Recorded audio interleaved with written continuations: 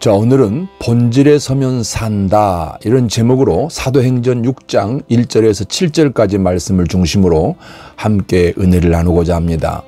영어 단어 중에 imitation이라는 단어가 있지 않습니까? 이 말의 뜻은 여러분 아시는 대로 모방 또는 모조품, 흉내낸 것, 이런 뜻인데요. 교회가 본질에서 벗어나 세상 가치를 따르면 imitation이 될 수 있습니다. 교회 같으나 교회 아닌 모조품이 된다는 말입니다. 교회가 교회 흉내를 내면 되겠습니까? 교회는 교회가 돼야 되겠지요. 이 교회는 오순절 성령이 오셔서 탄생이 됩니다. 그리고 교회는 인간 역사에 없었던 생명을 위한 기관입니다. 교회는 인간 구원을 위한 공동체입니다. 우리 예수님이 십자가에 죽으셨으나 부활한 것을 확인한 제자들과 교회 공동체가 주님이 승천하며 내려주신 명령을 준행합니다. 감옥에 구금되기도 하고 채찍에 맞기도 하고 죽이겠다는 살해 위협을 당하면서도 당당하게 순종합니다.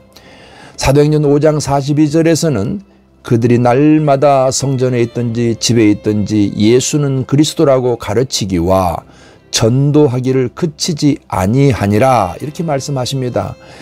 이렇게 되어지니까 사도행전 6장 7절에는 하나님의 말씀이 점점 왕성하여 예루살렘에 있는 제자의 수가 더 심히 많아지고 허다한 제사장들의 무리도 이 도에 복종하니라 하셨습니다. 자, 이렇게 되자 사탄도 공격을 이제 해 들어옵니다. 그것도 치밀하게 공격을 시작합니다. 오늘 본문 사도행전 6장 1절입니다. 그때에 제자가 더 많아졌는데 헬라파 유대인들이 자기의 과부들이 매일의 구제에 빠짐으로 히브리파 사람을 원망하니, 여기 보십시오. 이 교회가 탄생한 이후에 원망이라는 단어가 처음 등장합니다. 이 6장 1절 이전에는 이 원망이라는 단어가 없었어요. 우선 살펴볼까요? 사도행전 1장 14절에서는 마음을 같이하여, 이런 단어가 있고요.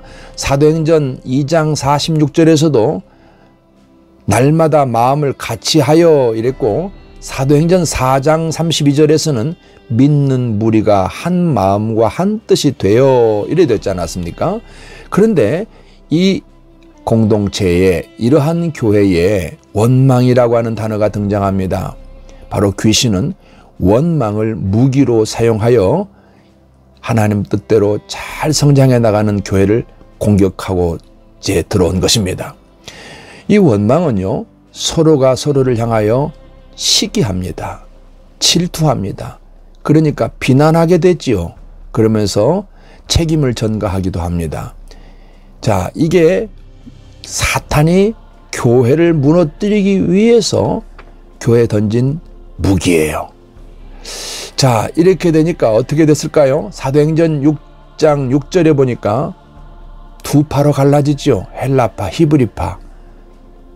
이렇게 사탄이 교회를 공격해 들어오자 여지없이 교회는 분열되고 쪼개지게 되었습니다. 그래서 사탄이 교회를 무너뜨리는 전략 중에 한 가지가 바로 원망입니다. 이 원망이 생기면 교회는 나눠지게 돼 있어요. 창세기 3장에는 최초로 하나님과 인간 사이를 분리시킨 존재가 뱀입니다.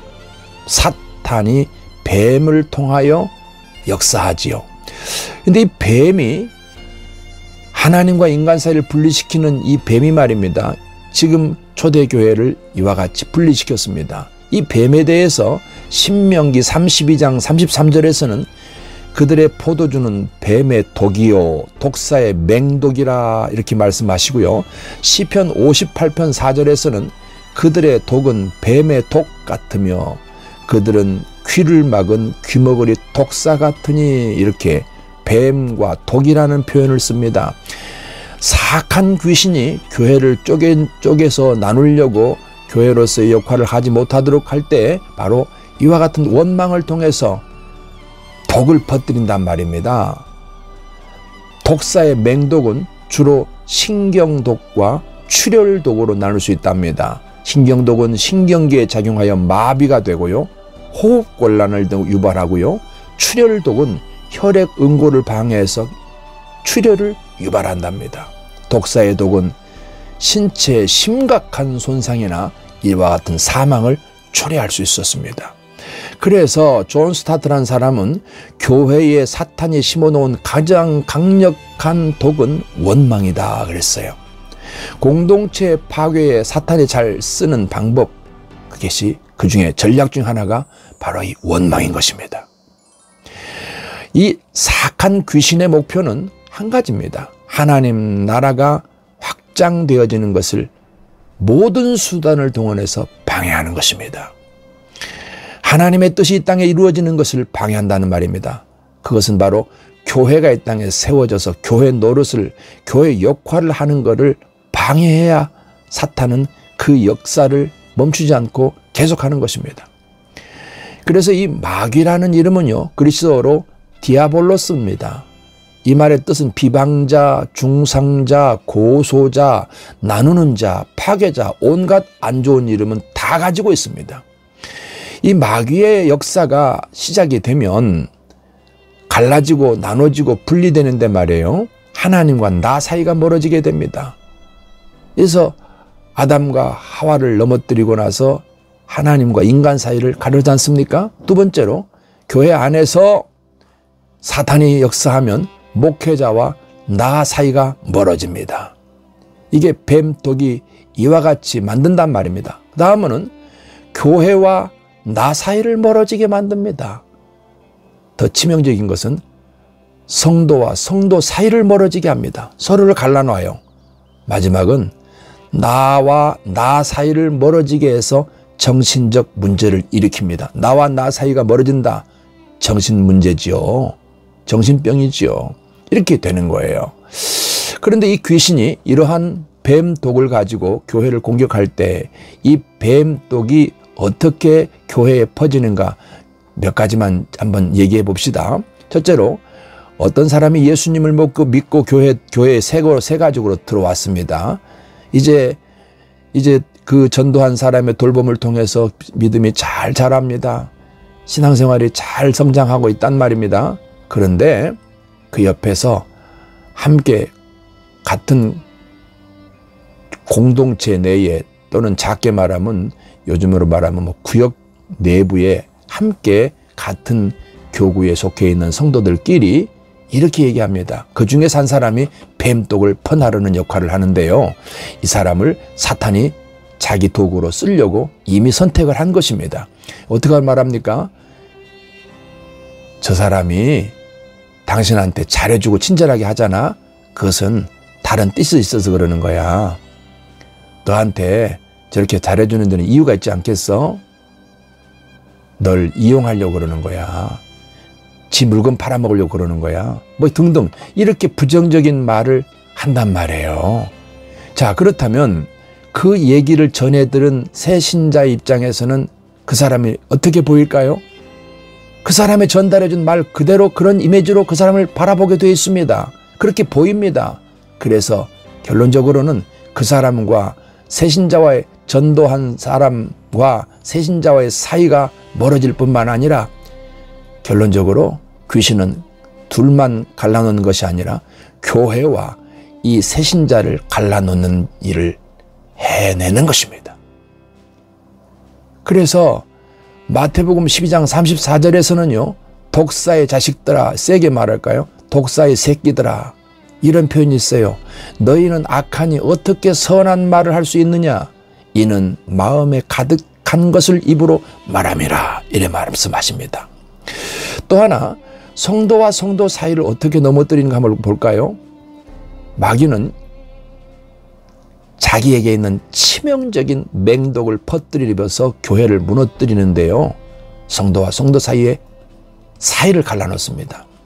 예를 들어서 어떤 성도가 믿음이 좋아서 또는 직분자가 같은 직분자끼리라도 믿음이 좋아서 교회에서 칭찬 듣고 정말 교회에 헌신하고 교회를 위해서 충성하고 자기의 삶으로 교회를 세워나갑니다. 그런데 이런 사람을 가만두질 않습니다. 누가요? 귀신이 말입니다. 어떻게 역사할까요? 주변에 있는 어떤 특정한 사람을 귀신은 이제 자기의 도구로, 자기의 부하로 선택을 합니다. 그 사람이 주로 누구죠? 사이드에 있는 같은 직분자라도 안으로 들어오지 못하고 겉도는 사람이 있죠. 이런 사람입니다. 짐승의 무리로 말하면 항상 뒤처지는 사람, 뒤처지는 그런 짐승, 그런 동물, 똑같은 경우예요. 교회에도 늘 겉도는 사람이 있습니다. 뱅뱅 돌아요. 안으로 안 들어오고 항상 피해의식을 가지고 있는 사람이에요. 이런 사람을 이용해서 귀신은 이제 그 사람에게 접근해서 그 사람을 이제 하나님에게서 멀어지게 하고 교회에서 이탈시키려고 하는 것입니다. 어떻게 하죠? 시기하고 질투하고 비아냥거리고 조소하고 원망하고 이런 거를 퍼뜨립니다. 주변에 이 독을 퍼뜨린단 말이에요. 그러면 그 독에 감염된 몇이가 그 사람과 합세하게 됩니다. 같은 생각을 가지고 같은 공격을 하는 거죠. 여러분 딱 깨놓고 한번 생각해 보세요. 교회를 세우는 사람을 칭찬하고 함께 힘을 합쳐야 되겠습니까? 교회를 세우려고 하는 사람을 뒤에서 비방하고 시기하고 조롱하는 사람을 함께하고 그 사람과 말을 맞춰야 되겠습니까? 그래서 베드로전서 5장 8절에서는 근신하라 깨어라 너희 대적 마귀가 우는 사자같이 두루다니며 삼킬 자를 찾나니 이렇게 말씀을 하지 않습니까? 여러분 귀신에게 우리가 조심할 게 있습니다. 뭔 줄 아세요? 바로 틈을 주지 말라는 말씀이 있습니다. 에베소 4장 27절입니다. 마귀에게 틈을 못하게 하라. 틈타지 못하게 하라. 허점을 보이지 마세요. 그렇게 허점이 보이면 여지없이 귀신은 그 사람을 자기의 수하에 넣고 자기의 도구로 쓰는 것입니다. 그러면 자 이제부터는 그 틈이 무엇인가 바로 이걸 좀 알아보기 위해서 다시 본문으로 돌아가겠습니다. 그 틈이 무엇이냐 알아야 되겠죠.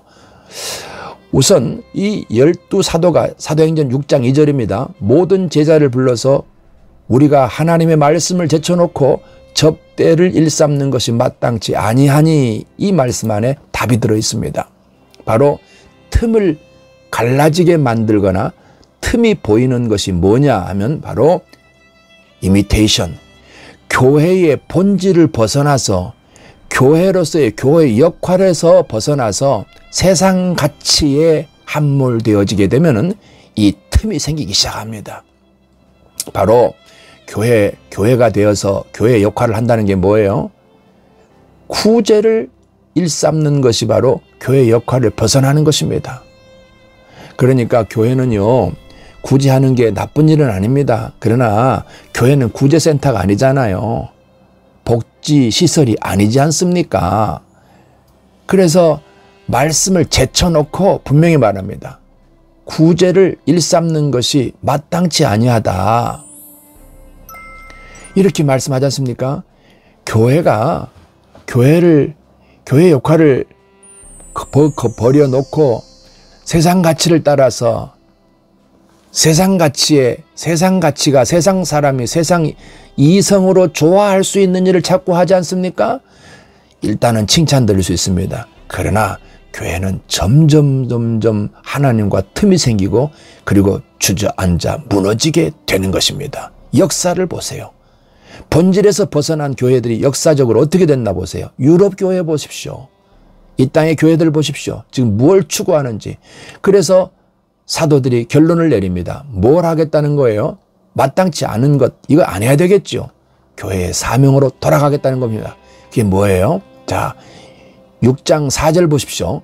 우리는 오로지 기도하는 일과 말씀 사역에 힘쓰리라 이렇게 말씀하십니다. 이제 이것이 교회의 본질인 것입니다. 여기서 사탄에게 틈을 보이지 않는 것이 무엇이냐? 바로 기도하고 말씀 사역에 힘쓰는 것입니다. 이렇게 될 때 귀신은 들어올 틈을 발견하지 못하는 것입니다. 귀신이 자기의 제물로 자기 수하에 넣고 자기 부하로 삼으려고 자기의 도구로 쓰는 사람이 누구예요?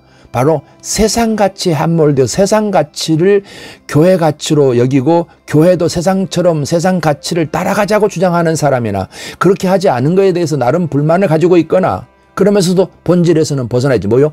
기도 안 합니다. 특징입니다. 기도 생활 안 합니다. 말씀의 자리에서 말씀을 아멘으로 경청하지 않습니다. 마지막으로 그 들었고 배운 말씀을 전하는 본질적 사명에 노력하지 않습니다. 거기에 힘을 쓰지 않습니다. 그렇게 될 때 귀신은 딱 짚어냅니다.